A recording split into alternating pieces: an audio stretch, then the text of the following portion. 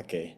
First of all, thank you semua untuk datang. Today, I'm going to be teaching you guys regarding financial literacy and in turn, investing. Okay. So this is not a formal lecture. This is more of an open discussion, and I'm going to start with some basic concepts. And also, disclaimer: I'm not a trained financial planning expert, so take all of this with a grain of salt and adjust to your own personal case. And always remember to do your own research whenever you're doing investment regarding your own finances. Okay, pertama-tama mulai with the basic fundamental concepts. Okay, so here are some terms that are important to learn. First of all is cash flow. So what is cash flow? You may hear it a lot in business terms. Cash flow adalah sesuatu yang cash in Indonesia would be rupiah, right? 100 rupiah, 50 rupiah. So cash flow is how much cash is coming in your company every month. Typically they do it in terms of month ya. Jadi contohnya you have a business and then uh, let's say you're selling bakso, how much rupiah is coming in? And cash is the money that's on hand already in your bank account ready to be used. So cash is very liquid. It's the most liquid form. Jadi bisa transfer ke bank, you can get the physical cash, kasih orang, to cash. Tapi there's another term that is quite similar. It's called revenue. What is revenue? Revenue is the summation of all of the income coming into a company. Jadi contohnya kamu membuat let's say YouTube, you're YouTuber ya, revenue, and this doesn't have to be in business. This can also come from your salary. The main part for salary, if for doctors, the main revenue is their salary as a spesialis atau dokter umum. Tapi bisa aja mereka ada side hustle, contohnya mereka jual asuransi, mereka jual asuransi kesehatan. Selain itu mereka bisa jual aja alat medis atau whatnot. Yeah, they give, let's say they give a tutoring class. That is another form of revenue. But for businesses, typically they can have revenues in several forms. Let's say you're a YouTuber, ada ad revenue from, let's say, dari YouTube-nya. Bisa aja ada sponsorship, that's another ad revenue. Bisa aja you sell your own products, that's another revenue. So revenue is all the things making you money. Okay, clear? Next is expenditure. What is expenditure? Expenditure is what is costing you money. Jadi it's the opposite of revenue. So for example, ada let's say you want to make a YouTube video and then you hire an editor. So that your staff itu adalah sebuah expenditure untuk your company. So you have to pay them a monthly salary every month. Let's say 5 mil, let's say 2 mil, something like that. Or bisa aja bahan baku. Let's say you are let's say a coffee company. Kamu jual kopi. Itu kopi biji itu kan butuhkan modal. And then you're expending money to make the coffee, and then the water, the milk, the other ingredients, you mix it, you make a product, you sell at a higher cost. Tapi to get the cup, to get the water, to get the biji kopi, semua itu expenditure. Okay, more specifically, ada namanya OPEX. If you ever hear this term, in case it comes up, itu operational expense. That's just the shortened version. Contohnya termasuk listrik, air, karyawan, bahan baku. So, in order for the company to jalan, itu ada operational expense. So, what does it cost to make the product? For example, you hear in Shark Tank, you're like, how much you, let's say they make alat kedokteran, let's say they make CPR machine untuk CPR, automated. It's like, oh, I sell it at $200, but it cost me $58 to make. Jadi that's a consideration as well. How big is the expenditure? Okay. Next, inflation. Okay, what is inflation? Kalian selalu dengar, oh inflation. Jadi back then 100.000 itu saya bisa beli banyak barang, tapi sekarang 100.000 itu belinya nggak bisa sebanyak dulu, right? So in economics, it can be explained through namanya supply and demand. Okay, so what is supply and demand? Let's make a axis ya, chart. Supply, demand. Okay, jadi kalau these two are inverse at times ya. Jadi contohnya the supply, let's give a very common example, houses. Okay, why does houses cost so expensive now? dibandingkan let's say 30 tahun dibanding zaman orang tua, our parents. It's because the supply during that time masih ada banyak. Let's say, just give example ya, 100 rumah in this city, let's say di Jakarta ya. Mungkin zaman dulu ada 100 rumah. Dan orang hanya beli only 50% occupied. Jadi people have bought 50 houses. 50 masih free. Jadi demand-nya masih ada tapi nggak setinggi zaman sekarang. Let's say zaman sekarang hanya ada 5 houses left. So people will be paying to get this 5 houses, they can charge it higher because there's very limited stock. Same thing with, let's say for example, apa lagi ya? Let's say you want to buy gold. Kan gold, it's a rare metal. That's why the demand is high because the supply is limited. Okay. So what is back to inflation? What is inflation? When the supply and the demand goes up, dua-duanya naik, jadinya inflation. Okay, supply, demand up, becomes here. A point to be here, that's inflation. Because and many factors can influence this, yeah. Typically kayak ada geopolitics, let's say, oh, a country is raising interest rates, or let's say the supply is decreased because import exportnya oleh negaranya di stop, something like that can affect it. Okay, so is that clear? Okay. Next is tax. Okay, so what is tax? Tax is a form of payment for the citizens of sebuah negara, contohnya Indonesia. Kan kita harus bayar kepada Indonesian government so that they can function to maintain society, right? And for doctors, we have to pay namanya NPWP. I forgot the full panjangannya dari itu. Tapi NPWP is for salaries, for people who are working in offices, working anything. They have to pay taxes. But how do you pay taxes? Right? How is taxes structured? Ini tax brackets. Jadi adanya namanya tax brackets. You may have learned it or may not have learned it. Tapi ini contohnya ya. This is using US dollars. So if you make di sini kan $12,000. Let's just round it up to $12,000. Let's say you make $15,000 per month ya, per month. Jadi you would fit in technically this category, right? Tapi only the 12,000 gets taxed 10%, while the excess 3,000 gets taxed the 12%. So that's the strata. The more money you make, the more of the tax you have to pay. Tapi let's say you make $700,000, you don't langsung cut off 37% from that, right? So there's the strata. That's why sometimes people complain like, oh, kok rich people-nya nggak pay a lot of tax. Sebenarnya they pay a lot of tax, but it's just broken up to different stratas. And if you own a company, a business, there can also be a lot of different tax deductions that you can make in order to decrease the amount of tax and pay what you should technically pay. Tapi kita kan bukan expert in tax. So typically, if you were to run a business and you don't have any background in tax, you would hire a tax consultant. Okay. But the key thing that is always a good financial habit and all people who kerja should do, whether business or as a professional, not a business owner, is to pay your taxes.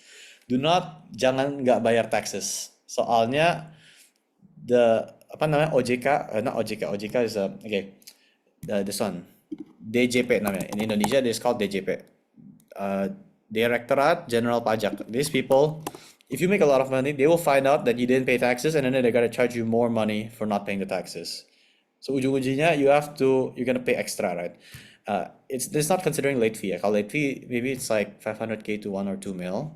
So it's not as bad. Tapi kalau, let's say you're hiding taxes from the government, you're gonna get charged extra. And if you eventually don't pay your taxes, it's gonna affect your citizenship, your licensing, dan hal-hal lain. I don't know the details, tapi those are like negative aspects that you can get. Or for example, you wanna borrow a loan from a bank. You wanna buy a house. If they don't have the data from your NPWP or other factors, you may not get the clearance to get the loan. So that's important to pay your tax. Okay, next is compounding interest versus basic interest. By the way, I'm gonna teach mostly big concepts and not the detail. Yeah, kalau detail, you guys can search it for yourself so that save time, number one, and number two, so that we don't focus too much on the details and learn more about the general concepts. Okay. Compound interest versus basic interest. Kalau basic interest itu or that doesn't have to be interest ya, just compounding versus basic percentage. Contohnya basic percentage 5% ya. Let's say I investasi dalam sebuah government bond yang 5% fixed rate. Artinya every year, let's say saya kasih 100.000 ya. Every year mereka kasih 5.000 balik, fixed. Okay? Doesn't matter dia naik turun, it's fixed 5%. Okay? Tapi kalau compound, itu let's say 5% returns, tapi contohnya 100.000. The next year kan 5.000, 105%, 105,000. Now it's 5% of 105,000, and then 5% of the new value, 5% of the new value, 5% of the new value. Jadi jumlah tersebut akan naiknya pelan-pelan, naiknya exponential. Kalau fixed rate itu garisnya kayak satu kayak gini. The gradient is the same. Okay, so that's why it's very important for us to understand the concept of compounding, the law of compounding. Soalnya kalau kita let's say you want to buy a house, walaupun jumlah interestnya bisa kecil, let's say like 3% ya, tapi biasanya untuk loan a house, it would be let's say 20-30 year loan. Walaupun interestnya let's say 3%, you can actually calculate. Let's say KPR calculator. You can use a calculator. Simulasi. Here, let's say this. 20 to 30 years, tapi 2-3% itu bisa sangat tinggi. Especially if you get it with a very high interest. Ini contohnya ya, harga properti, let's say zaman sekarang 1M, which if you buy in the city is very small ya. Like the size of your house is not that big in Jakarta dibandingkan di daerah you can get much bigger space and land for the same amount of price. Okay. Contohnya, uang muka is a down payment. Let's say you want to pay 20% upfront, and then the rest, you want to pay in, let's make it shorter, 20 years ya. Kita bisa pilih mau bunganya berapa. The longer the year, the higher the interest, because it's a risk on the bank, right? A risk for them to pay back, for you to pay back to them. Contohnya kita mau ambil yang ini, 3.67%. 20 tahun. Okay, dengan this, simulasikan, then you would have to pay, let's say, 4.7. Tapi, the basic concept is that kadang-kadang interestnya bisa sangat tinggi, sampai kamu hampir bayar 2 kali lipat the original price. For example, 1M. And then after 20, 30, 40 years, bisa aja kamu total dengan interest semua bayarnya 2M. Okay, so that's just effect of compounding, law of compounding ya, for interest. Kalau untuk investasi, ya ideally investasinya naik-naiknya secara compounding, so that you can beat inflation. Karena inflation, value of uangnya pelan-pelan turun. Okay. Okay. Next is supply and demand. Okay, tadi kan sudah jelaskan supply and demand. Okay. Next is currency. Okay, currency itu apa? Okay, so for a bit of historical context ya, uang asalnya, okay, so what is this rupiah? Contohnya ini 100.000. Okay, 100.000, where do they get the value? Okay, for most nations initially when the bank started, itu pakainya emas. That's their main standard for gold. How much cash can they print is based on how much gold they have in the bank. Right? Why did people start to use paper money instead of gold? Awalnya karena pasti berat. And then contohnya kamu mau beli satu mangkok nasi, itu mau bayar pakai goldnya gimana ya? Kan ribet kan? That's why they have to make it into smaller quantities so that people can purchase using that currency. Currency doesn't only have to be in gold or cash. Bisa aja in terms of commodities. Kan dulu salt, right? People use salt for eating or whatnot. Okay, so back to the topic, what is currency? Jadi dari satu gold batang itu bisa aja, let's say mereka print 10 juta. Jadi you can use that in cash now. It's easily accessible, easily exchangeable between each other. Tapi that all depends on trust. Karena kalau orang nggak trust ini 100.000 ada value, then this is useless, right? Especially kalau mereka governmentnya printnya terlalu banyak sampai gila-gilaan sampai ininya inflasi-inflasi terus nggak ada value-nya. That's why you can see in several countries kayak contohnya apa Venezuela, or I forgot deh, banyak several countries di kayak South America yang kayak daerah Brasil kayak gitu, itu mereka governmentnya print banyak banget duit sampai sekarang uang ini itu kayak mereka gunakan untuk bakar untuk jadi permainan dan lain-lain karena nggak ada value-nya. Okay, so it still needs to be based on a tangible object, right? The exception itu di Amerika Serikat. Soalnya mereka bisa print sebanyak US dollar. It's called the Feds ya, the Feds, the Federal Bank. Uh, Print sebanyak mereka mau, tapi uh, uang mereka nggak turun in value. Why? Karena semua negara lain mau beli US dollar. Karena US dollar ini sudah strong. It's the main currency used for trading in the world, or at least used for the main standard. That's the exception. Kalau Indonesia, they have their own federal bank. It's called Bank Indonesia. Okay. So that's just a bit about currency. Okay, we'll talk about business concepts later. Okay, so now we're going to start the main point of financial freedom or roadmap. Jadi semua orang itu dengar, they're like, I want to be financially free. I want to be able to be financially independent. Tapi mereka hanya impian, hanya ada impian tapi tidak mengerti step by stepnya, step concrete each phase to reach that point, right? Same thing like a doctor, it's like they say, I want to bangun rumah sakit, tapi mereka never learn anything about administration, about the cost of building rumah sakit, the how much you have to hire people, blah blah blah, right? So this is the way that we can understand how to be financially free from a step by step. Okay. Starting dengan pertama namanya career or your business. Why? Because your career, let's say you want to be, for most of us kita akan menjadi dokter. Dokter akan bekerja sebagai technically karyawan ya, karyawan di dalam sebuah rumah sakit atau klinik atau bisa aja private practice di rumah sendiri, home practitioner. From there you will get a monthly salary or you make your own money. Let's give an example. UMR 5 mil, 5 juta rupiah in, I think in Jakarta kalau nggak salah. Kalau dokter umum it's like 10 mil if not mistaken. Okay, so this is your earning powers. Okay, when we're young, we may not have a lot of money to invest right away, right? Jadi kita harus menaikkan our earning powers. Bisa aja side hustle, bisa aja lewat kerja di several places. Karena untuk doctors, kita memiliki max 3 SIP. It's called surat izin praktek. Which means we can kerja, contohnya di rumah sakit A, B, C. Atau klinik A, rumah sakit B, dan rumah sakit C. Oke, max 3. Minimal kalau nggak salah harus di satu rumah sakit government. The other one you can do private practice. And typically, contohnya kayak ini ya, dokter umum, you kerja A and B. Or let's say this is specialist.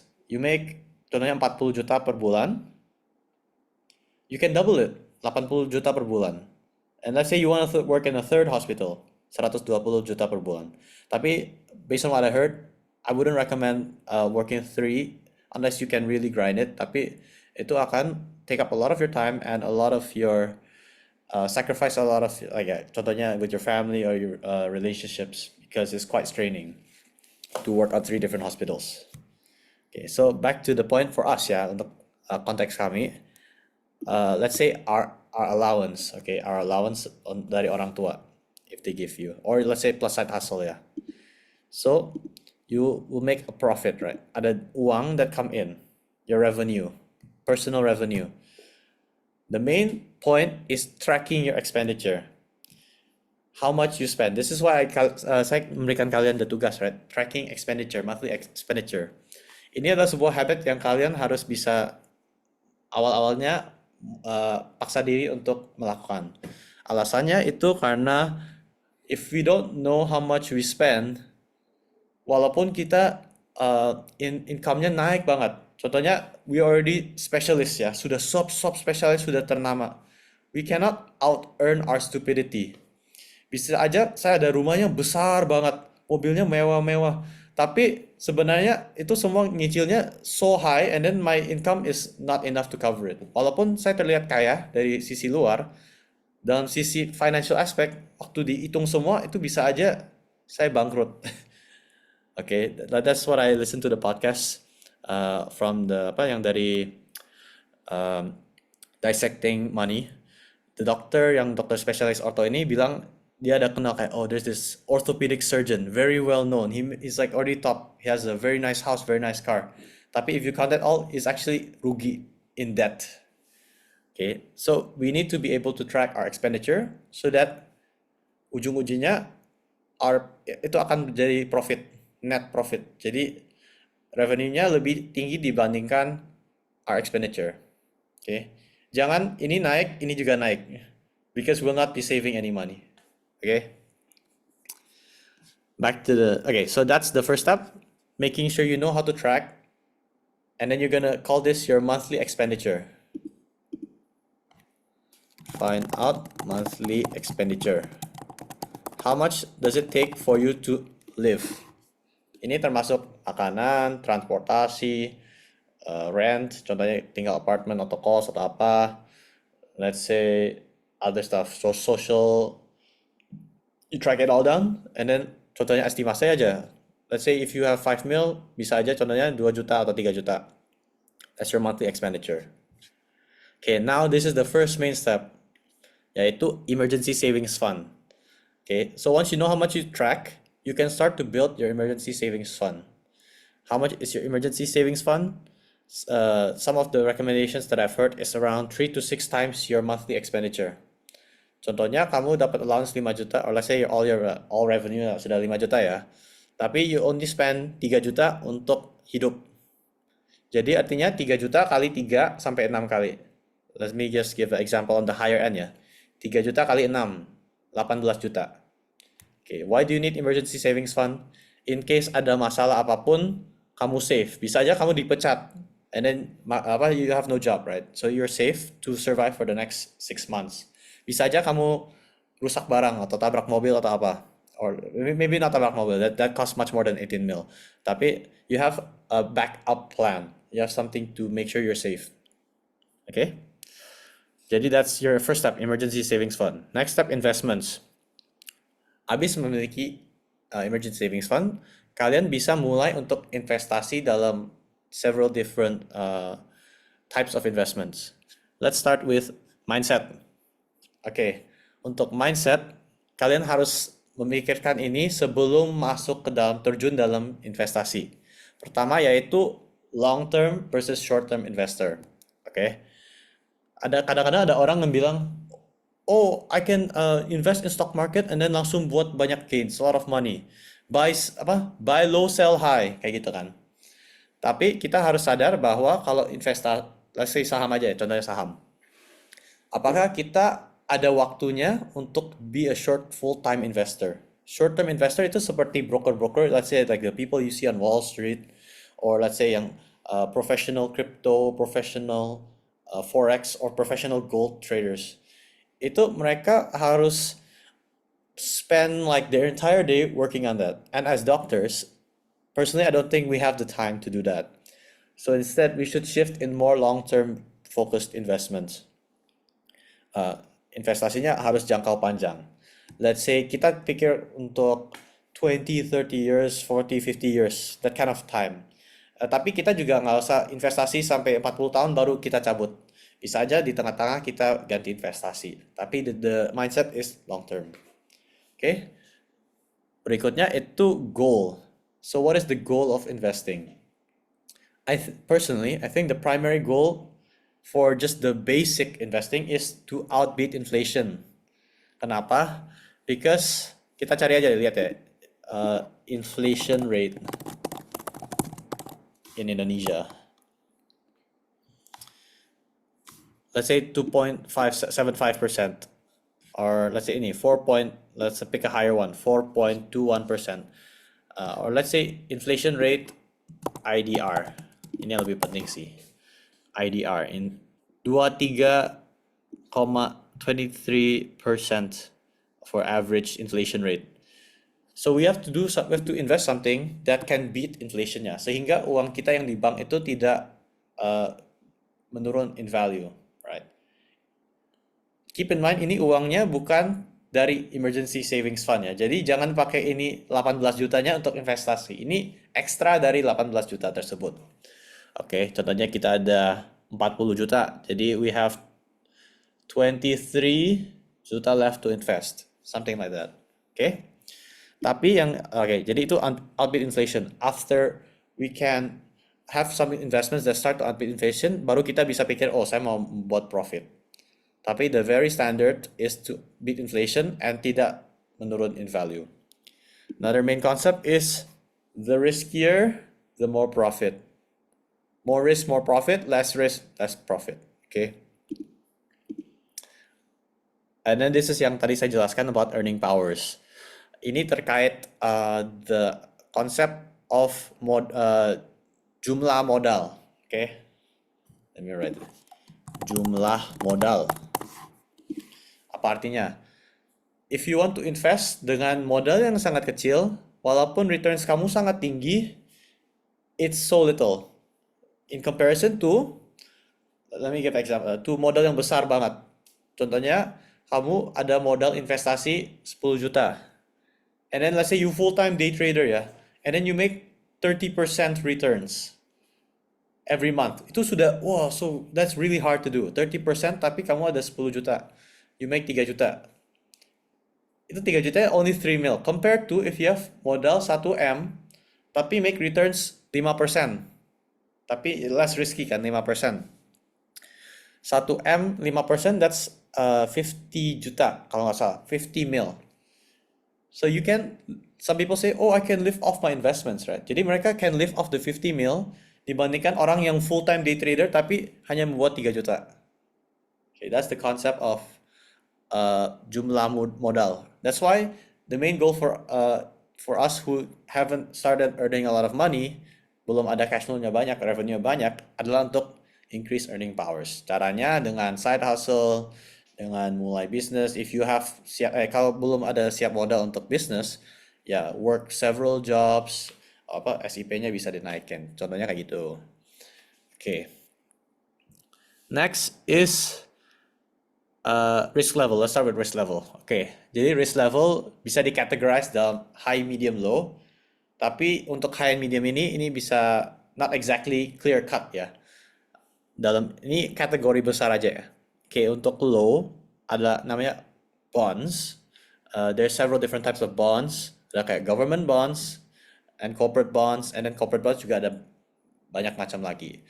But the overall concept about bonds is the one I explained tadi, yang fixed rate. Contohnya 5% per tahun. Jumlah apapun mereka kasih, mereka akan menjaminkan 5% itu balik by government. Itu yang paling safe. Okay. Dibandingkan dengan corporate bonds, it's also the same concept, tapi ada resiko untuk if the company bankrupt, itu kamu nggak dapat uangnya balik. Okay. Tapi it's typically much safer than the other alternatives. Untuk government bonds, itu juga kalian bisa menjual kapanpun.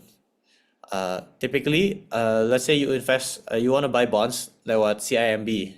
Typically harus ada brokernya, which is in this, for example, my own case, I use CIMB kan, lewat bank.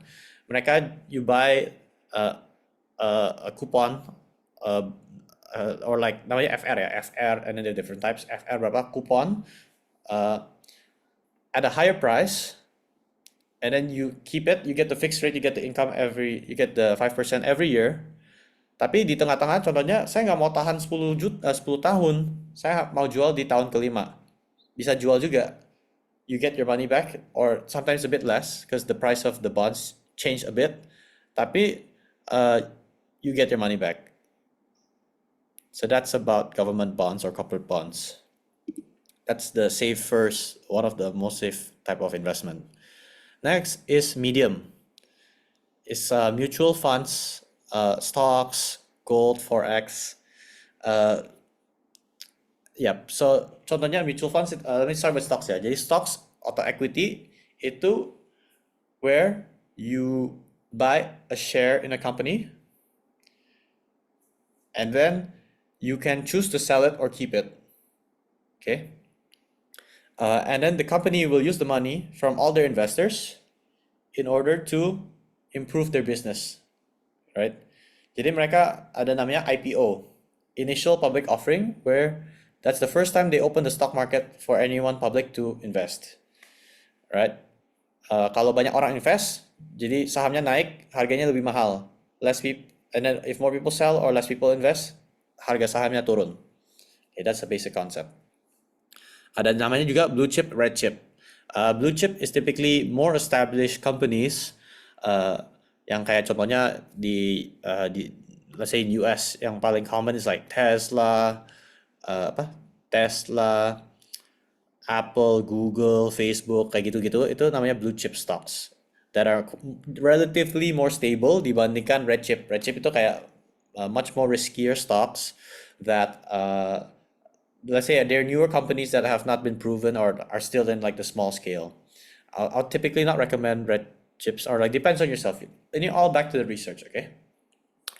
And then there's gold, which most people say are quite resistant against inflation, but not as like a full-time gold trader ya, just like investing in gold. Tapi itu juga membutuhkan a decent amount of modal untuk siapkan if you want a significant amount. Tapi nowadays we can actually buy per gram. Kalau nggak salah, per gram of gold, you can like 1 gram, 2 gram, something like this. 1,3 juta, something like that. And also typically this gold have to have a brand. Kalau di Indonesia yang paling common would be Antam, which is owned by Indonesian government. It's in a government company that has the logo stamp, which also increases the price and is more like ada certificate-nya. So typically, if you want to invest in gold, I probably recommend you to invest in gold that has a brand. Okay. And then there's also forex, foreign exchange, which is a transaction between currency luar negeri dibandingkan currency Indonesia. Contohnya kita beli US dollar atau Chinese yen atau Japanese yen, Chinese bukan yen, Chinese yuan, Japanese yen, negara lain euros, itu adalah foreign exchange. Jadi contohnya US dollarnya lagi naik, oh saya beli dulu, atau lagi naik jadi saya jual karena I can get dividends, I can get the profits. Also, key point to understand is that setiap kali kalian, especially stocks ya, mau jual stocks atau forex mungkin juga, ada namanya capital gains tax. Capital gains tax adalah sesuatu yang lu harus bayar untuk ke government untuk capital gains. What is capital gains? Contohnya kamu beli saham di sini, naik ke atas sini, kamu jual. Ini kan harusnya profit kamu kan, the difference, the margin. Tapi the government gets cut of this. Let's say 15%. I don't know the exact number. Let's say 15%. Jadi contohnya, oh harusnya I made 10 juta in profit, tapi mereka get 15% of that. That's why it's not recommended to just buy sell karena itu akan kepotong pajak terus. Then you have to pay a fee to the broker. Contohnya pakai aplikasi atau apa, mereka juga cost you a fee. That's why I'll typically think of it in a long-term investment. When you want to mencairkan dana dari stocks. The second way also that you can make money from stocks, aside from capital gains or selling it, buy low, sell high, that's capital gains. Is also namanya dividends. Okay, what is dividends? Dividends is basically when you are making money, when a company is doing very well, mereka akan memberikan uang kepada shareholders mereka atau orang yang buy stocks in their shares in their company. Mereka akan give everyone share profit dari mereka. Not all the profit, a partial of the profit based on how much shares you have. And this is not always consistent. Kadang-kadang bisa dapat, kadang-kadang nggak dapat. Itu namanya dividends. Next is high risk. Okay. Also by the way, stocks juga bisa high risk ya. Stocks bisa high risk. Kalau kalian nggak ngerti apapun and you're like just randomly buying, itu kayak gambling, itu semua high risk, sudah pasti high risk. Okay, crypto, I would say it's high risk because it is very volatile. Volatile artinya sangat bisa drastis dalam sepanjang hari. Kalau stocks masih ada limitasinya, there's a lot of tools that you can use in like aplikasi-aplikasi to make sure that contohnya ada limit di bawahnya, limit di topnya. Jadi dalam sehari maksimal hanya bisa naik ke sini, maksimal hanya bisa turun ke sini. Jadi you don't lose, let's say you put 50 million into the saham, nggak semua langsung hancur hilang. Ada minimalnya, ada maksimalnya. Kalau crypto doesn't matter, it goes up, goes down. It can change 500% in several hours, bisa aja turun naik turun kayak gitu. That's why I think, especially in a non-proven cryptos, yang crypto coin baru yang not too many people use, is very volatile and bisa aja jadi scam.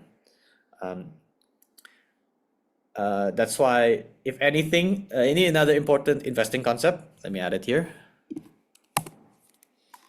Mana ya? Let me add it here.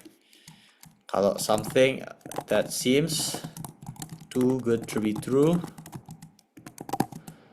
is most likely a scam. Oke, ini artinya apa? Contohnya ada orang yang bilang, oh kalau investasi ini pasti 30% return per bulan. 30% is mind-blowingly high. Itu most likely scam. Orang ambil duit lu and then they kabur. Right? Atau bisa aja pyramid scheme. Orang bayar lu pakai duit orang lain yang masuk ke dalam skema terus. And then the top person gets the most profit while the bottom people itu feeding off the sisa-sisa, and eventually kalau orang top ini kabur, ya you hilang duit, semua orang hilang duit. Okay, so that's why you have to do your due diligence. Make sure untuk riset dulu. Okay, back to the topic of crypto, itu sangat sangat fluktuatif. Tapi interesting fact is that soon the US government is going to approve cryptos trading. Mereka ada kayak sistem yang make it secara semacam legal or make it somewhat regulated by the government. That's why a lot of people right now are trying to invest in kayak Bitcoin atau apa. Tapi back to the point again, jangan terikut sama arus. Orang bilang, oh buy this, invest in this, langsung you ikut. Itu bukan smart. That's not smart thinking. That's just following other people's advice. Bisa aja mereka tricking you or trying to make you spend your money so that they can profit. Okay. Another very high risk investment adalah new businesses. Apa artinya? It meaning that let's say you don't want to start your own business, tapi ada your friend want to buka restoran. Jadi mereka minta kamu, bro mau nggak dapat saham 30%, and then kalian give modal. Karena mungkin orangnya nggak ada modal, kamu ada modal, tapi mereka ada skill dan time untuk work on the business. Itu bisa aja sangat risky if the people you give the money to, contohnya nggak ada good track record, atau mereka orangnya, you think dari personality karakter mereka itu bukan pas untuk jadi good investor, jadi business partner. Okay? Or if you want to make your own business, let's say I want to bootstrap, pakai duit sendiri. Itu juga bisa resiko sangat tinggi kalau kamu membuat bisnis dan gagal, karena itu semua uangnya hilang. Right? So even if you want to make your own business, you have to make sure if you bootstrap, use your own money or your parents' money or loan, something like that, that let's say use your own money, make sure that it is money you are eventually willing to give up. Jadi jangan mulai bisnis tapi kamu modalnya nggak cukup, you don't have emergency fund, you don't have ABCDEFG, then I would not recommend it. Unless you're full time kayak mau startup, saya mau gas ini banget, okay? Okay, third, real estate. Jadi real estate bisa medium, bisa high. Oke, tapi ini yang paling mahal dibanding semuanya. Contohnya crypto atau mutual fund, stock apa itu bisa mulainya dengan uang sangat kecil. I think let's say like 5K, 20K rupiah. Kalau real estate itu sudah ratusan juta. Okay, it takes a lot of money to start investing in real estate, and I would not recommend it unless number A, you do full time jadi kayak real estate agent, atau B, you already have completed the other steps and you already financially free, you have your own house already fully paid off, you have your first car, blah blah blah. Okay, I don't recommend investing in real estate. And also real estate depends on location, very important. The market, does people supply demandnya lagi banyak gak? Itu orang lagi banyak butuhkan rumah atau enggak? Itu juga bisa menambahkan harganya. Tapi real estate, it will almost for sure menaikkan uh, harganya every year. Karena land is a physical thing and itu decrease every year, right? Pasti inflationnya akan menaikkan real estate-nya very high. But it's very also if you have too many real estate, lu juga harus bisa manage it. Contohnya lu ada beli apartment, ada tenant bayar you every month, itu orangnya bisa rusak rusak apa? Let's say AC broken, let's say the water broken, let's say they break something. Itu semua ada faktor-faktor yang juga harus dikendalikan. Unless you hire a real estate agent to um, to handle your properties. Okay, so that's for the different types of investments. Next, research. Ini yang paling penting is doing your own research. Okay, don't just listen to what I say. Take it from various sources. Jadi ambil dari A, B, C, D, F, G. Okay, when you want to do any type of investment. Okay, untuk risk aversion, the most important and sound financial advice is to don't put all your eggs in one basket. Itu another term is called diversification, oke? Okay? Artinya, contohnya kamu ada 20 juta untuk investasi. Jangan taruh semua 20 juta itu dalam satu saham. Karena kalau satu saham bangkrut ini pasti kamu akan hilang semua a lot of your money, right? Lebih baik kamu invest a smaller amount but in several different investments, and then walaupun ada yang turun, yang lain bisa naik atau the overall average itu menaik upwards direction. Oke, walaupun ya mungkin jumlah yang kamu bisa mendapat jauh lebih dikit, it's still a safer alternative if your goal is to reach financial freedom. Oke, jangan make it gambling. Oke, so that's for risk aversion. And next is approach when researching, let's say in the context of stocks. Oke, ini lebih kepada stocks or companies or yeah, anything in general. It is called the foundational type of research. So typically more old school people will say this. Ini instead of there's two types, ada yang namanya foundational and technical. Kalau nggak salah, if this is based on what I know, technical. Jadi kalau foundational, you would typically look at the company. So there's two approach, bottom up or top down. If you do top down, artinya kamu lihat siapa CEO perusahaan itu, siapa foundernya. Habis itu kamu lihat, oh, apa hobinya, apa karakteristiknya, kenapa dia membuat bisnis, what is his track record, ini orangnya tulus gak, orangnya pernah korupsi gak, blah blah blah blah. Okay, and then you see his team members, you see let's say the legal division, let's say the product development, siapa co-foundernya, itu kamu lihat semua, itu the top.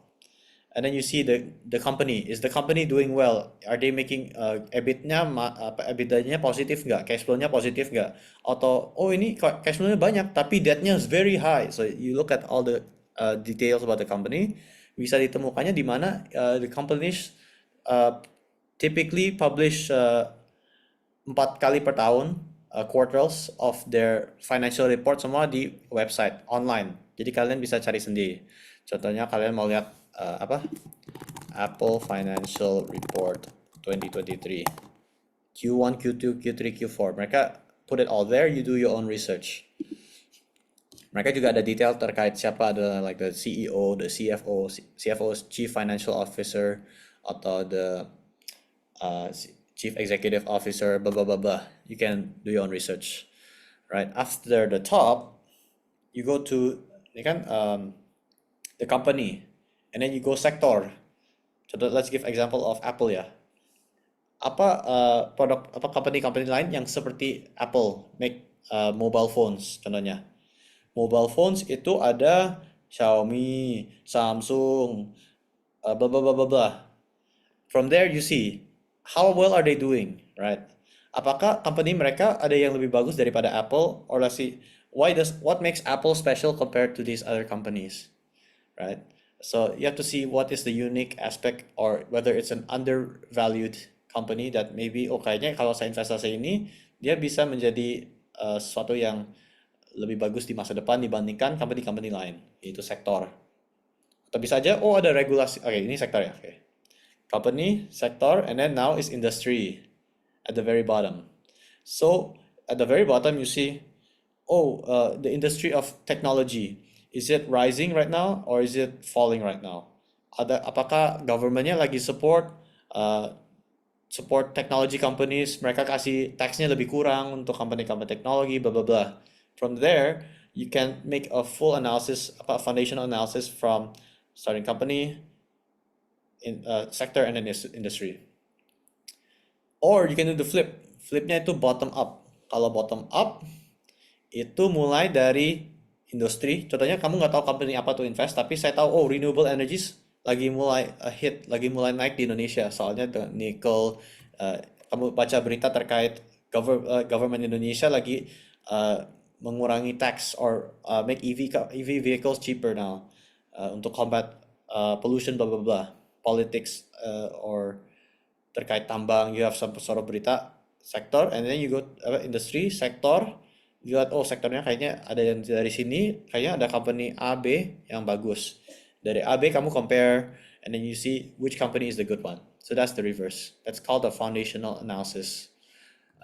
Kalau technical itu lebih kepada pakai instrumen teknologi yang bisa membaca lines-nya.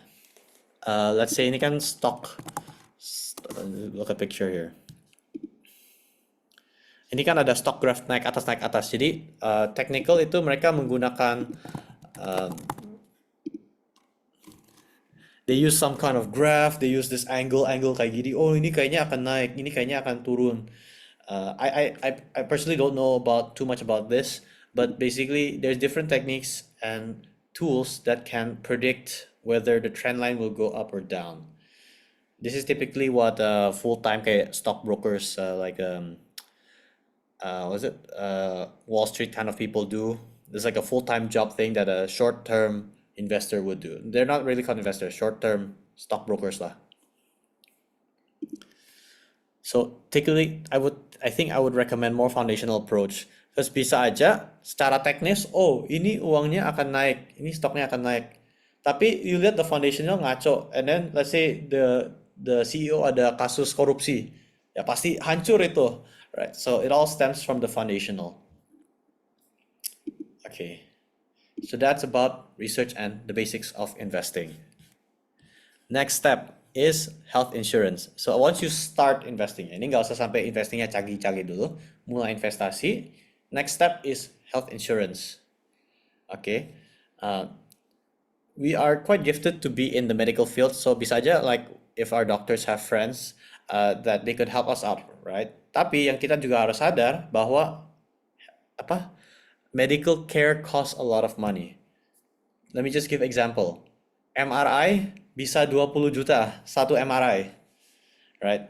And if you don't have insurance, you may not be able to pay or afford this sort of, let's say, MRI, surgery, chemotherapy, blah blah blah.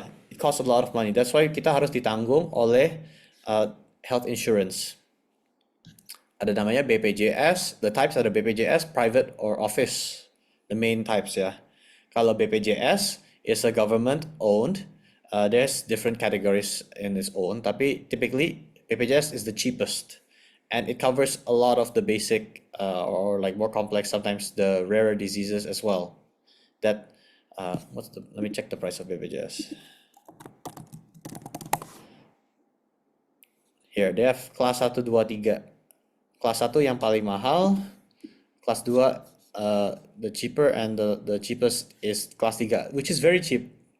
Like you see here, it's only 35K, right? It's something that's very affordable. Sebenarnya kamu bisa invest in BPJS sebelum mulai investasi ke dalam start to invest, and it will cover quite. There's a limit on how much you can spend as well, tapi much more regulations and much more ribet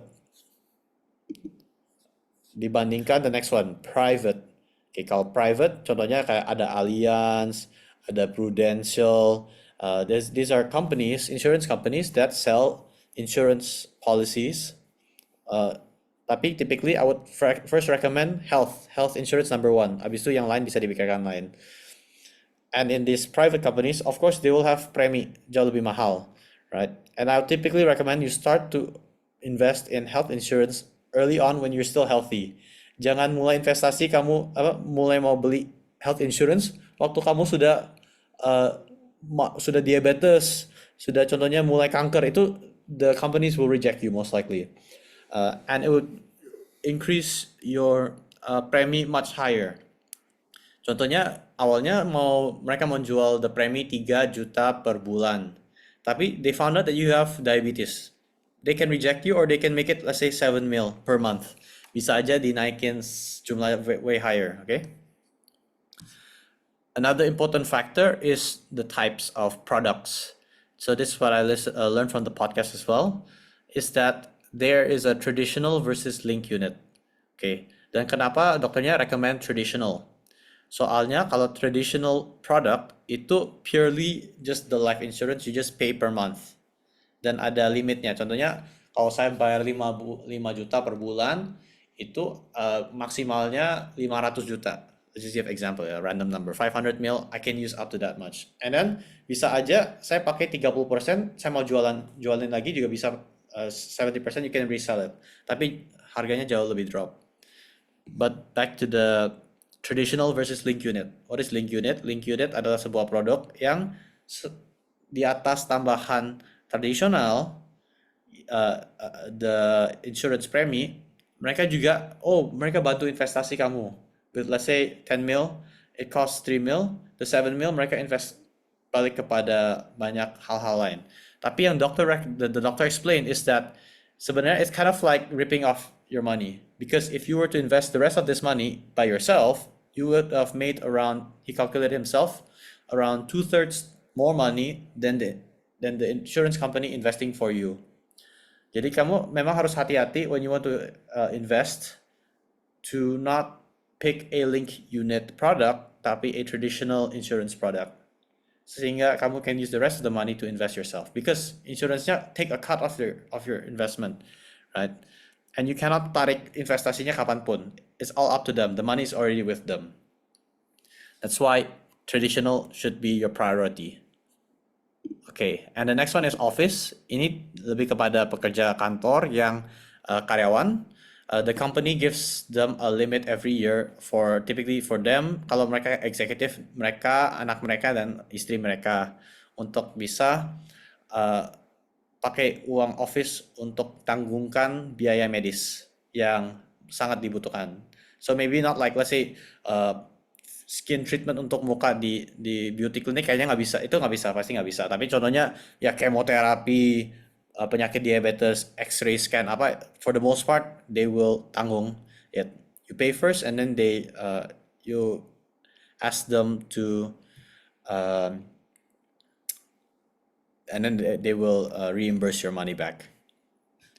Okay, jadi priority-nya habis, to recap ya. Step 1, increase earning powers. Step 2, emergency saving fund. Step 3, mulai investasi.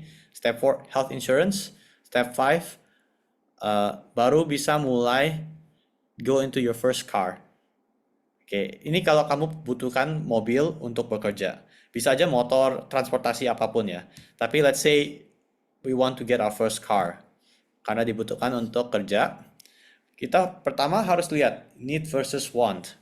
Do I really need this car, merek car ini yang tipenya bagus banget? Atau can I use the same car, functional, tapi harganya jauh lebih rendah, more affordable, dan tapi same function, it gets me from A to B, right? Or bisa aja kayak gini, bisa aja kamu kerja di rumah sakit, mereka ada tempat, ada living areas there, kos-kosan di sana yang kamu bisa tinggal di sana untuk gratis. Kan kamu nggak perlu transportasi. Bisa aja kamu alternative. So you look at the alternatives. Can I go to, let's say, Suchi Hospital? They pay you quite well. You can live in their dormitory area, and then they also give you free food, free vegetarian food.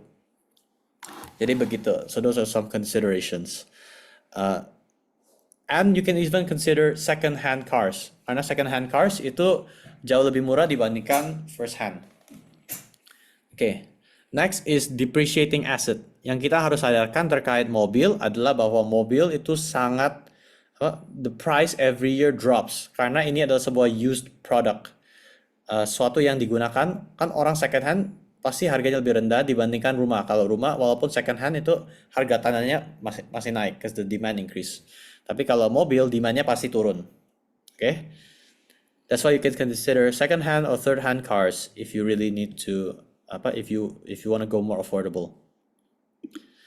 Kalau loan, let's say you don't have the money cash upfront to buy the car, you can also loan it. And a good amount of cicilan per bulan yang sehat secara finansial yang saya dengarkan itu sekitar 10%.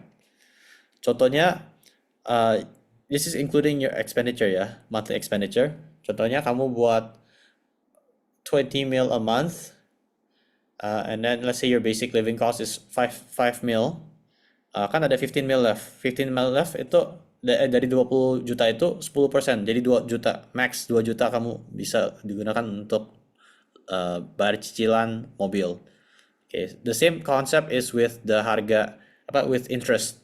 Kalau pinjamnya lebih lama, interestnya lebih tinggi. Kalau bayarnya lebih cepat, bisa interestnya lebih rendah. Kadang-kadang juga bisa kamu tanya ada promo nggak ya yang let's say if I pay dalam 2 tahun, 1 tahun itu cicilannya 0% interest. Kadang-kadang juga ada program-program like that. Okay, next is insurance. Also another important thing kalau pilih mobil in second depreciation, kita kan tahu depreciating asset. Tapi yang juga bisa dipikirkan is the merek. Merek mobil juga bisa menampakkan harga merek or type. Contohnya, if you buy mobil Toyota, there is a high demand for second hand. Jauh lebih gampang untuk jual balik dan harganya masih lebih tahan. Dibandingkan contohnya kita beli BMW. BMW-nya itu waktu jual second, it will drop very significantly. Let's say 50% harganya drop atau 40% drop. Dibandingkan Toyota yang masih lebih tahan walaupun second hand, third hand. And your buyer pasti lebih turun ya, tapi kayak lebih tahan. Toyota is the most commonly used in Indonesia, that's why the harga seperti itu. Okay. Insurance. Make sure that when you buy a car, you want to have insurance. If you crash the car, if you damage the car, itu bisa ditanggung oleh insurance company. So jangan, there's a lot of hidden cost waktu beli mobil selain dari loannya. Tapi kalau memang dibutuhkan, yeah, you get a car. If you really need the car to work. Tapi just make sure that you can pay off the loan and that you have insurance. Kadang-kadang the company juga ada program-program yang let's say the first 2 years mereka kasih, first 1 year mereka kasih insurance yang gratis, tapi harus bawa ke bengkel, harus maintenance. Okay, that's for insurance. So that's that's your first car. You can start working with it, and let's say you eventually pay it off, or you keep while in the middle of paying it, you want to buy your first house. Let's say you want to start a family. Typically untuk laki-laki kan most parents say, oh kamu harus ada rumah dulu sebelum mulai a family. First of all kita lihat lagi need versus want. Apakah rumah ini saya mau yang besar keren atau di lokasinya yang di city? Can you afford it first of all? And secondly, are there alternatives? Bisa aja kalau saya nggak beli rumah tapi saya rental rumah. Rental rumah, I don't have to take care of all of the tax, all of the expenditure, operational expense. Walaupun bayar listrik air, masih ada hal-hal lain. Let's say, oh ini jebol, ini rusak, internetnya rusak. Itu bisa aja ditanggung oleh ownernya. So much cheaper as well. Second is apartment. You can own or rent apartment at a lower cost than owning a house. And you don't have to necessarily KPR juga kalau rent. You don't have, KPR is a loan by the way, kredit pemilikan rumah. Apartment you can own or rent, or an interesting one is living in hotel. Ini suatu yang cukup unik yang saya pernah dengar. In China, ada keluarga yang kalkulat semua harga tinggal di hotel dibandingkan tinggal beli rumah. Ternyata di sana they calculate that it's actually cheaper for them uh, to live in a hotel than to live in a house, to buy a house. Tapi itu semua harus back personalized to your own case. Okay, next is KPR or loan. So typically durasinya sekitar 20-30 tahun seperti yang I showed previously, and a healthy amount should be max 30% of your salary. Jadi kalau kamu sekali beli satu mobil plus rumah, it will be max 40% of your salary untuk cicilannya. Location penting juga. Is it near where you work? And is it is it conducive for let's say you want to grow a family, or is it good for you? Location matters. Kalau dekat daerah yang demandnya sangat tinggi, contohnya di kota, pasti harganya jauh lebih mahal dibandingkan kalau tinggal di daerah yang lebih jauh-jauh that has a much lower demand, so the price is cheaper. Okay, and also you can either build a house from scratch, or you can buy a new house, buy an old house, and then you renovasi. Kalau you build from scratch, pasti jauh lebih mahal dan lebih lama dibandingkan buy a used house. There's also insurance that you should have for your house. Same thing like mobile. Make sure that you have insurance for the house. Okay, next step is legacy planning. Okay, ini assume you have your first car, your first house, you have a stable financial, sudah mulai investasi dan hal-hal lain. Ini kalian boleh mulai planning untuk masa depan kalian dan anak kalian. Okay, jadi when you want to start a family, first of the thing is emergency fund is sufficient for all families. Jadi emergency fund bukan hanya sekarang dari diri sendiri, tapi juga harus pikir istri, anak-anak, berapa anak. Contohnya 3 anak ya, kali 3 itu. 3 dari mereka. Okay, next is also including insurance. Jadi health insurance priority, make sure that istri kamu, anak kamu, semua ada insurance. Minimal BPJS. BPJS very cheap, relatively ya. Very cheap, so make sure that they have some sort of health insurance. Okay, next is age consideration for female physicians. Jadi ini lebih kepada untuk mahasiswa kedokteran atau dokter perempuan yang ingin start a family, because they have to consider what period of time that they should have a kid. Because kalau abis spesialis, which is 12,5 tahun tied with dokter umum ya, itu bisa aja let's say they're in their late 20s, sudah mulai 28, 29, 30, itu akan ada mulai sulit untuk memiliki anak, right? More risk factors dibandingkan if let's say after you graduate as a doctor, then you want to get married, something like that. There's some consideration to have. Selain itu is expenditures. Tapi ya for the male physicians typically beda lah. Kalau kita for guys it's a bit less of a time pressure, instead more of a money pressure for us to menyiapkan diri sendiri untuk start a family.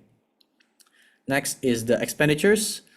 Giving birth, having medical care, education, itu semua yang akan menambahkan apa namanya, the amount of money you spend, because you're in charge. Typically for guys, you're more in charge of your family expenditures and making sure that they all get enough, that you can menanggung semua biaya.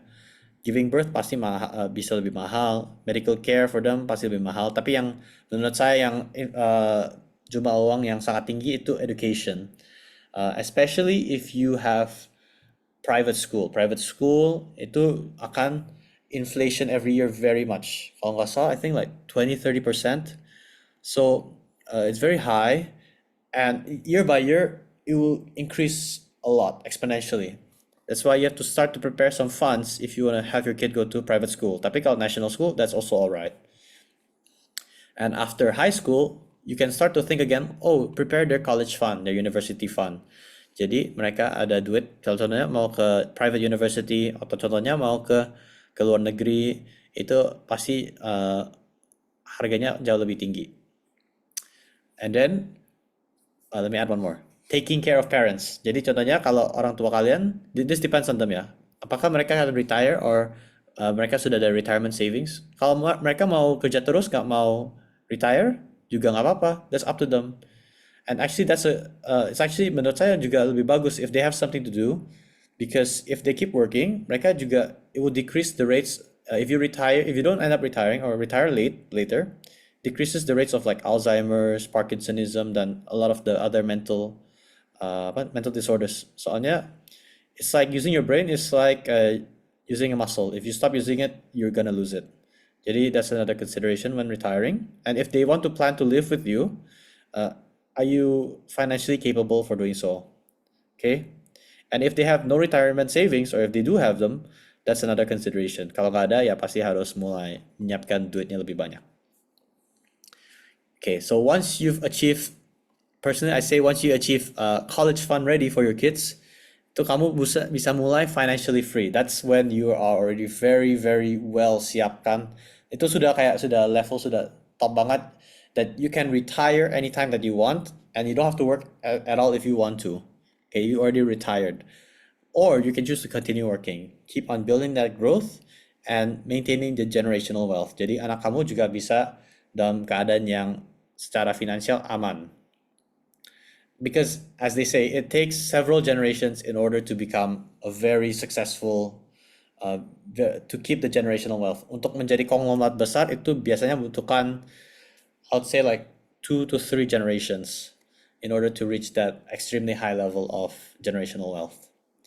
And to make sure that the wealth continues every year, every generation. Karena bisa aja kalau kamu tidak edukasi anak kalian terkait finances or anything like that, itu pasti mereka bisa menghabiskan duit kalian. It only takes one generation to get rid of the family keuangan keluarga, while it takes several generations to build it. Okay, so ini adalah the steps to financial freedom. Saya recap ya. Number 1, increasing earning powers. Let me write it down here.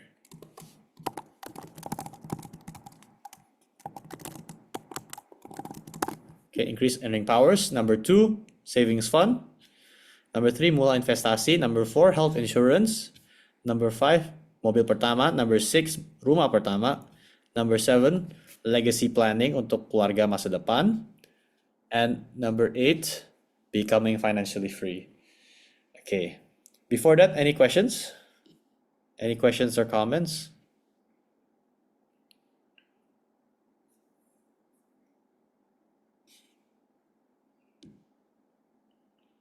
Okay, mungkin saya move on to the last topic, okay?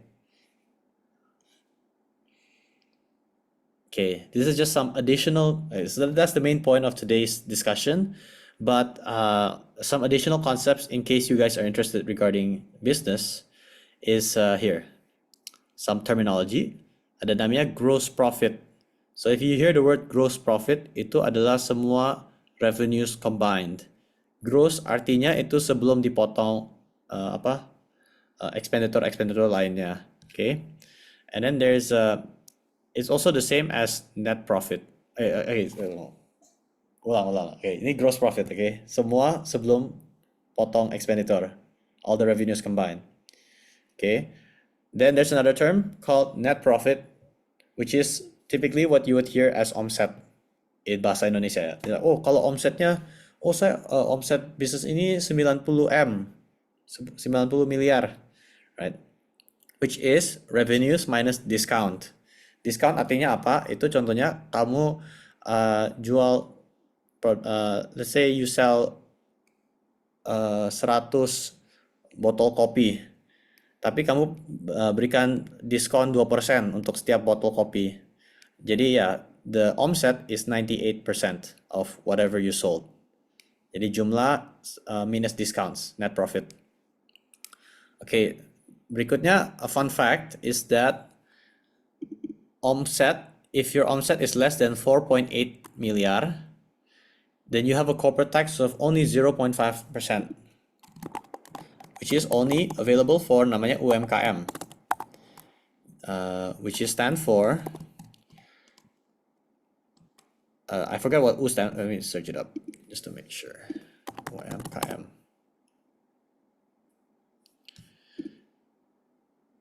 Usaha mikro, kecil, dan menengah. Small, medium size. Usaha, medium, usaha, Oke. Usaha mikro, kecil, menengah. Mikro, kecil, menengah. Okay, so this is when you're starting a new business. If you make omset total per year less than 4.8 M, you have a very minor corporate tax, only 0.5%. Not something like crazy high kayak 13%, 20%, which is gonna cost big businesses miliar dari from their businesses, right? Back to the government. That's why the government is trying to support small businesses so that their tax is very minimal. So if you make sure that it's below 4.8 and then let's say you clear all the forms and you pay the taxes properly, it would be very small, only 0.5%. Okay, next is EBIT or EBITDA. If you ever hear this business term, it stands for earnings before interest taxes for EBIT. Kalau EBITDA is earnings before interest, taxes, depreciation, and amortization. This is typically what, by the way, depreciation and amortization itu adalah value of the object yang mengurang setiap tahun atau melalui waktu. Amortization, I don't know the exact definition, tapi it's basically the same, similar related with depreciation. Here, let me search amortization. Amortization adalah the action or process of gradually writing off the initial cost of an asset, or the action or process of reducing or paying off a debt with regular payments. Jadi untuk simple terms, depreciation asset itu bisa dipikirkan untuk awamnya ya. Kamu pakai mobil, setiap tahun mobilnya menurun harga, itu adalah depreciation and amortization. Okay? Jadi typically if you read the company profile, oh ini EBIT-nya berapa, EBITDA-nya berapa, itu artinya this. Okay? And a good sign for a company with like a company that may be good investment is if their EBITDA is positive. Jadi mereka sudah mulai EBITDA-nya positif belum? Kayak mulai membuat modalnya balik. Okay. Now is valuation. Valuation, what does it mean? It means how much is like the net worth of the company? How much is the company worth? Right? Oh, let me add one more. Net worth is equal to assets minus liabilities. Apa adalah net worth? Ini bukan hanya company ya, tapi untuk diri sendiri itu asset. Semua hal yang kamu miliki minus liabilities. Semua hal yang kamu owe atau debts. Contohnya kamu ada rumah, harga rumahnya 1 M, tapi debt-nya masih 500 juta. Jadi your net worth would be 500 juta. That's the concept of net worth. Same thing with your company. EBITDA-nya, jadi okay, valuation and EBITDA. How are they linked? Sebuah valuation dari company itu EBITDA dikalikan sebuah multiplier. Contohnya 5%, 5 kali. And how do you get this multiplier? Let's say the 5 times. Dapatnya dari other similar companies in the same sector. Contohnya you want to value your tech startup. Jadi kamu lihat tech startup yang lain valuasinya sekitar berapa. Contohnya kali 5%. Jadi you say your EBITDA 5M dikali 5 multiplier ini jadi 25M. So that is the valuation of your company. That's what you would use when you are trying to pitch to your investors. Let's see the Shark Tank. Kayak, mereka tanya, where do you get the valuation of your company? Or like, ini EBITDA saya ini dikali berapa kali. So you can explain that. Okay. Next, here's IPO. Let me just go to IPO first. Initial public offering, itu pertama kali a company goes public to allow public investors. initial public offering. And this is the one of the main goals if you want to make your startup a successful one. Jadi from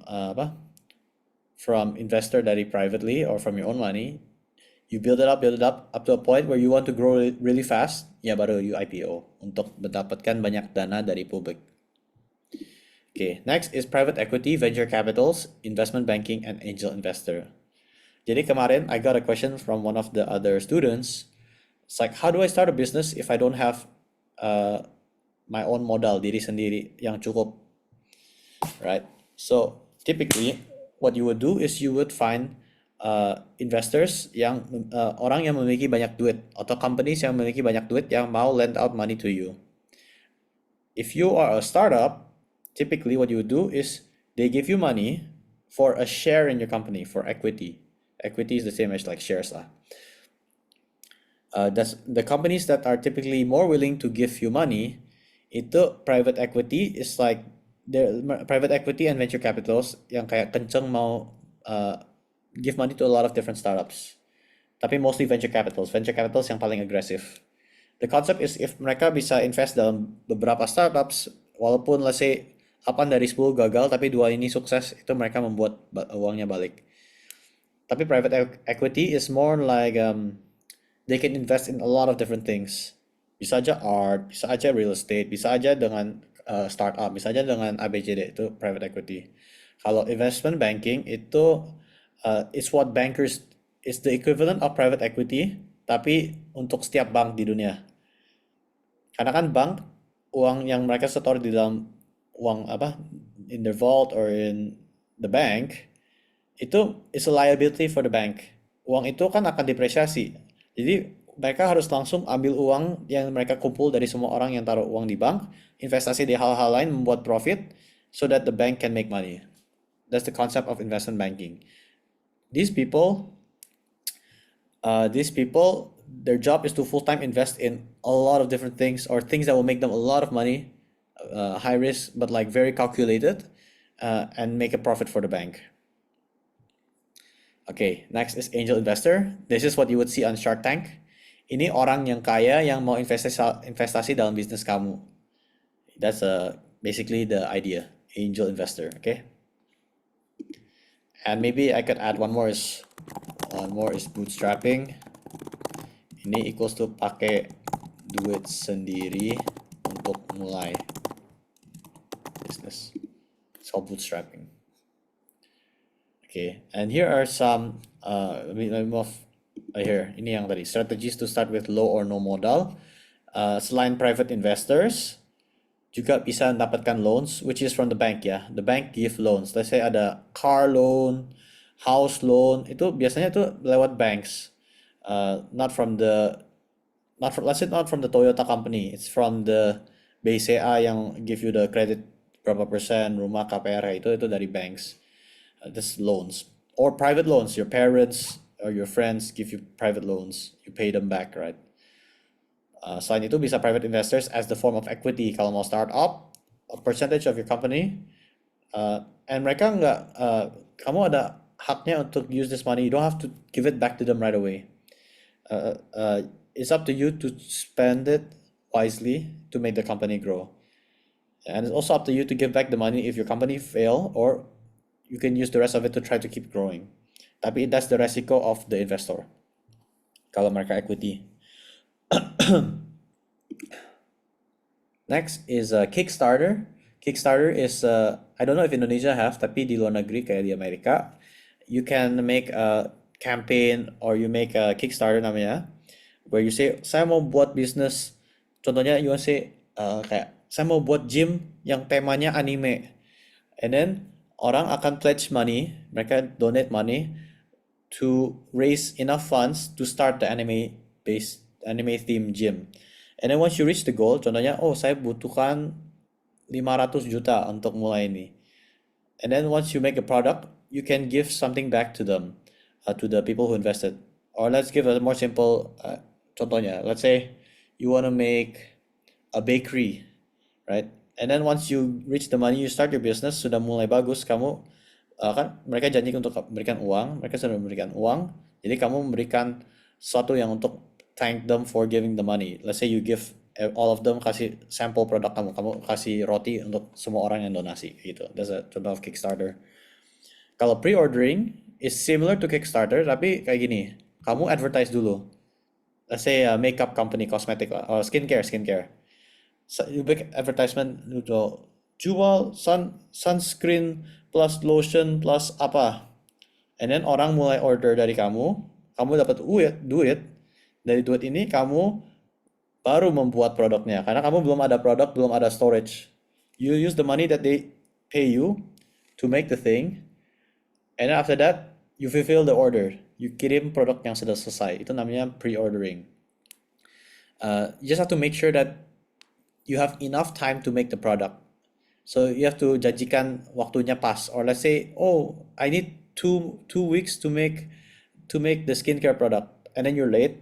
Yeah, if you're late, give them a extra apa incentive product. Oh, karena kita telat, kita memberikan ini ada gift extra gitu. That's another way to build the customer trust. So those are the four main ways that I think would be a good idea if you want to start a business with low modal. If you're ready to already start a business ya. Ini assuming kamu sudah siap banget secara finansial and secara mental, siap untuk commit bisnisnya full time. Okay, and also in a business, how do you know if a business is successful? Starting to make money. Um, I don't I forgot the full steps, but the basic steps that you can go through is first cash flow positive. When your company starts to make positive cash flow every month, you are making a profit in terms of uang yang masuk ke dalam. Contohnya buat klinik, kan masih ada banyak debt. Let's say you rent ini and then you have to pay the staff blah blah blah. Tapi duit yang masuk ke dalam lebih banyak dibandingkan duit yang kamu keluar setiap bulan untuk OPEX dan lain-lain, and cicilan. Next is EBITDA positive. This is when you're starting to have a good sign. When you're starting to make this value positive, and then next EBIT positive, and then next kayak kalau nggak salah net profit ya, net profit or something like that. But once you start having EBITDA positive, EBIT positive, and the rest, then it's a good sign that your company is starting to be successful. Let me just put a question mark. Okay, not something positive. And then if you want to grow the business into a startup that is successful, then you would go to the phase of IPO. And then after you would IPO it, you would also, it would become called a unicorn company. And then decacorn. Let me check it. Unicorn. In Indonesia, I think there's like 21 unicorn companies. Unicorn is startup valued over $1 billion US.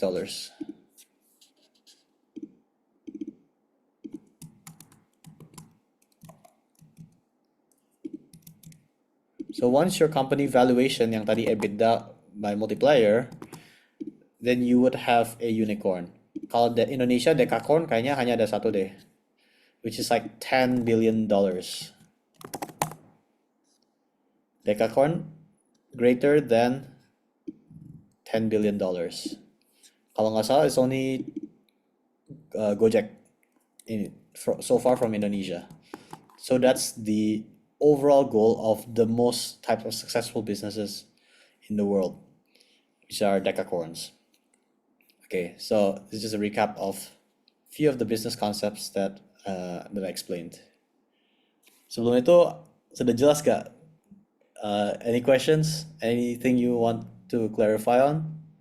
By the way, I've already sent this Miro, this mind map in the group. Jadi kalau kalian juga mau melihat, feel free to check it on your own time. And if you want to ask personal questions regarding your own case, feel free to ask.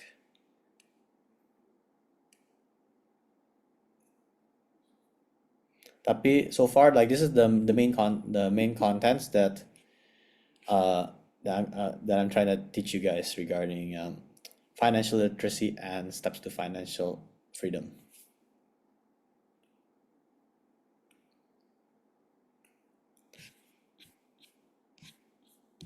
So yeah, the emergency savings fund, investing, health insurance, legacy planning, the rest. Oh, also, fun fact is that if you're thinking of possible side hustle that could make you decent money, is working as a insurance agent. Kalau nggak salah, it takes only like 2 or 3 days. You attend, I think 3 days deh kalau nggak salah. 3 days you attend a offline training course, and then you become like a certified agent, insurance agent. Tapi juga there's two main types of insurance agent. You can be more like a passive agent and a active agent.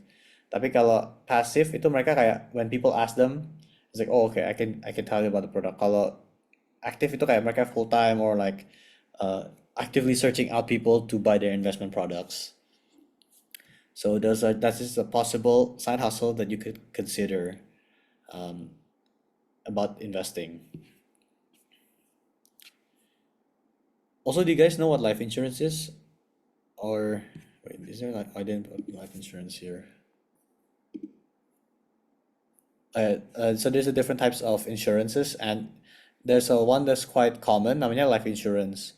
Life insurance I would not typically recommend you to do life insurance right away as a priority, more of like di belakangan, especially when we're quite young, yeah. But life insurance is basically like a policy where you pay the money, and then if you die, the money will go back to you and your family, or maybe extra. It won't get like, let's say, dipajakan, like your inheritance dipajakan banyak oleh government if you don't write in your will. But it's basically a policy to make sure that if in the case that you die, that that the insurance company will pay back to your family or whoever you put it next as. And if we're still quite young and let's say no medical conditions and we're not yet the breadwinner of the family, I wouldn't typically recommend spending life insurance. It's more of belakangannya aja.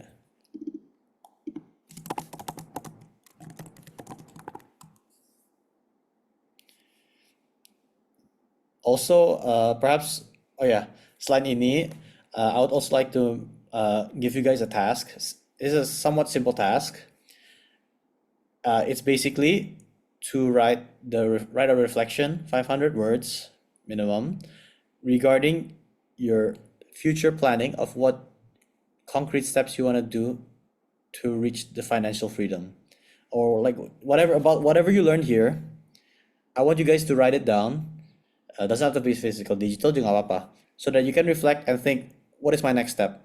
Karena kalau kalian belajar ini aja and then you don't actually apply it, pasti akan dilupakan.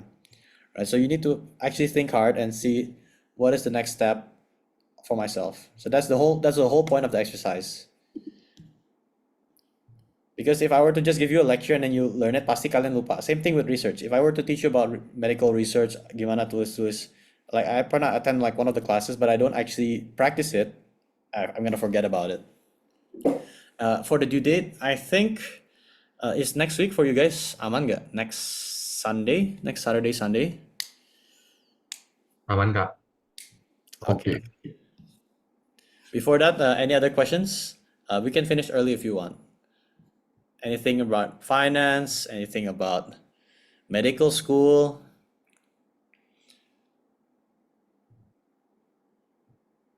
Oh, I think one concept that I learned that was quite interesting is regarding networking, right?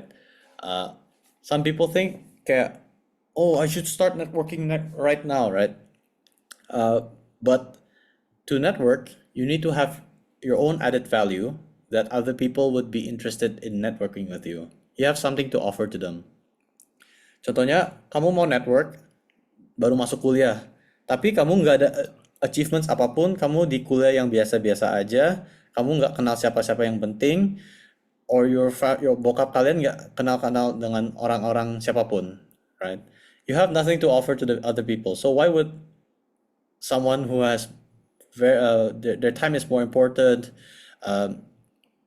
they kenal banyak orang yang influential, orang kaya, like why would they want to or even dosen, same thing with dosen, yeah. Why would they want to associate with you or spend time with you, right? That's why you should build up yourself first. Build up yourself, whether academically, whether it is secara financial, secara business, whatever, networking. Kalian kenal, ada teman yang banyak kenalan ya, you start to network with that first person, gain access to his networking, build your network, then people will want to network with you. I think that's a key aspect about networking that most people belum sadar. Selain dengan being friendly, being personable, showing good qualities when you're networking. Mau tanya dong Kak, Siap, siap. kalau Kakak sendiri cara ngebalance, misalnya pingin buka bisnisnya tuh lumayan full time lah. Anggap pingin bikin produk, jual produk. Itu cara ngebalance-nya sama kuliah itu gimana ya? First of all, a lot of companies start from side hustle. Jadi awalnya kita mulai side hustle dulu, balance with your own time at kuliah, and then some people choose to, contohnya ini side hustle mereka sudah mulai bagus banget, sudah bisnis sudah sangat jalan, mereka sudah ada staff, right? Then they could choose to drop out and then full time. But I don't recommend this, especially since we're going to medical school, right? If typically you would continue your side hustle but not make it a full-time business unless you can hire someone else to handle it. Or if contohnya kamu ada teman di fakultas, contohnya FEB atau apa yang more free time, they can be a business partner. Jadi kalian mungkin bisa handle the teknis stuff yang lebih penting, tapi the more time consuming stuff handled by the other party, the other business partner. Ya pasti your business share will be less ya, compared to the person who's working full time. But that is another way to manage your time as a medical student. Also, partnernya jangan terlalu banyak ya. That's another mistake that also sadar and learned with contohnya sejawat kan. Sejawat, their business, which is our seniors, they had like 5 or 6 different founders. Tapi ujung-ujungnya only 3 people yang continue the business. More like 2. Because having too many heads jadinya direksinya nggak jelas, and kadang-kadang proses untuk hierarkinya lama because you like, oh, who do I talk to, this person, do I talk to that person, jadinya lebih ribet. I think the max is 3. I think that's the golden number if you want to have the most number of founders. And pasti ya your active founders, active people who are running the business. Kalau mau investor ya banyak, you can have more than 3. Tapi mereka pasif, they don't really handle the business actively. So back to your question, yeah, how do you manage the time? Either you have another partner who have more time to handle it, or bisa aja your keluarga if your family are willing to help you out with it, or the one I don't recommend is you drop out and pursue it full time. And yeah, back to the point, make it a side hustle first, and then once you see a lot of potential, then you can start to invest more money. If you do side hustle juga jangan yang suatu yang capex-nya capital expense. Oh yeah, I forgot to add capex. Capital expense or initial funds, uang initial untuk mulai bisnisnya namanya capex ya, capital expense. Yang lebih kecil aja dulu. Jangan yang saya mau langsung buka toko toko klinik, and then saya mau sewa ruko. Do you know how much ruko costs to sewa? It's like I think at least like 100 juta per year. Something like that, 100-200 juta. Not yet even considering karyawan. Itu karyawan is a really major burden that you don't sadar, even though you pay them, let's say UMR 5 mil. And then let's say you have 5 staff. 5 kali 5 itu 25 juta per bulan. 25 kali 12 bulan itu sudah berapa ya? 100. So yeah, that's like 25 times 12. It's like 175 mil, something like that. It costs a lot of money to hire staff. That's why also do not hire staff rapidly, because eventually kalau bisnisnya bangkrut ya, you have to fire them, right? So hire them as much as you really need. Yang they have to be making more money for you than making them a burden for your business. Okay, that's not an alternative. Let's say you don't want to have another business partner, you hire someone to run your business. You're still the lead one yang aktif. Let's say you want to make a video editing company. Awalnya kan lu video edit, and then lu nggak bisa full time lagi. You're limited on time, so you hire someone else to help. Contohnya do the technical stuff, and then you do the concept stuff, right? And then you hire another person like that. Because you have the clientele, they're just doing one specific task or several specific tasks for you. So that's my recommendations.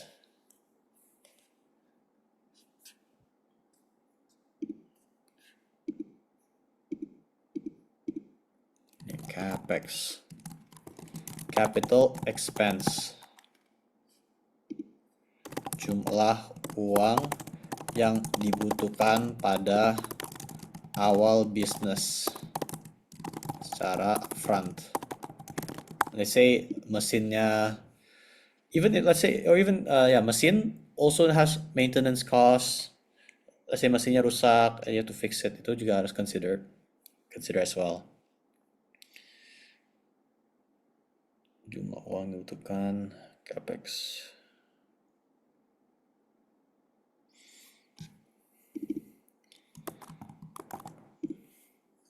Yeah, typically one of the main issues or let's say like clinics, right? Because I'm also interested in opening a clinic in the future. Is the capexnya cukup tinggi if you buy a place or ruko, especially if you want to rent the mall. Mall itu mahal banget, and based on what I heard, it's like the numbers don't make sense, and you would be making a loss. Interestingly enough, ruko, if you wanna do clinic di ruko, yang harus dipikirkan juga selain uangnya is location and parkir.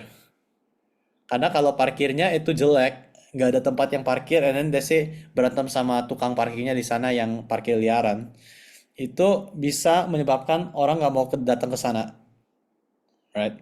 And visibility, if it's right in front of a place yang mobil selalu lewat, let's say right next to a toll, that's free advertisement for you. You don't have to spend extra money for people to go there through Instagram. Oh, ini baru saya datang ke sana. That's another consideration. Tapi pasti more expensive typically. So yeah, capex, opex, inflation. Any other questions, by the way?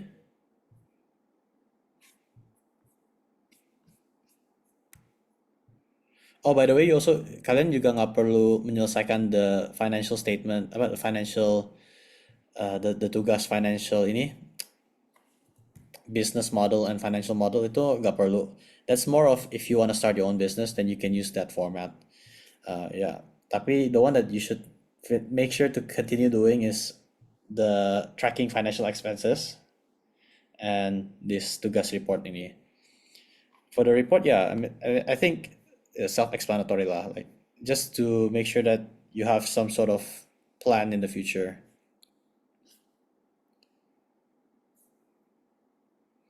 Any other questions?